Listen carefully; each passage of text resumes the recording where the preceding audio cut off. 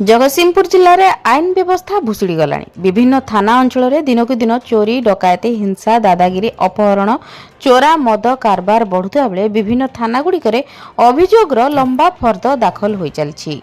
अन्यपटे police बाबू माने इलिसी खाई घुंगुड़ी मारुछंती। साधारण अभियोगकारी न्याय पाइबा आशारे जिला एसपी द्वारस्थ होई अभियोग परे अभियोग करिबार लागि पड़छंती। हेले किए न्याय पाउछि तो किए भाग्य को आदरी चुप रहउछंती तो किए कोर्ट रो चारिकांथ बोलछंती। एभली स्तर में मान्यवर मुख्यमंत्री मोहन चरण माझी आईन विभाग को हाथे रखी कहीं दृढ़ कार्यानुष्ठान नेबा को पछाउछंती, जहा एबे साधारण रे एक विराट प्रश्नबाची छिड़ा करिछि।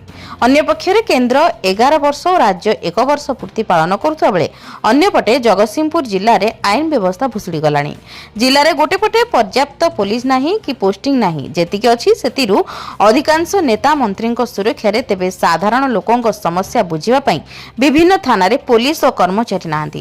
तेबे साधारण लोकों समस्या बुझिबो किए, जहाँ जगतसिंहपुर जिले में दिनकू दिन चोरी डकायती हिंसा दादागिरी अपहरण बढ़िबार लागिछि। अन्यपटे प्रति पंचायत और छक छकरे चोरा मद कारबार बढ़ुवा साधारण लोकों समस्या बढ़ाई देइछि।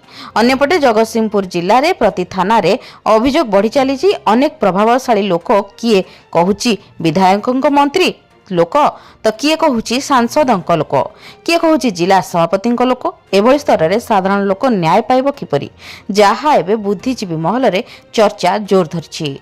जगतसिंहपुर संतोष मल्लଙ୍କ रिपोर्ट, जन अधिकार लाइव।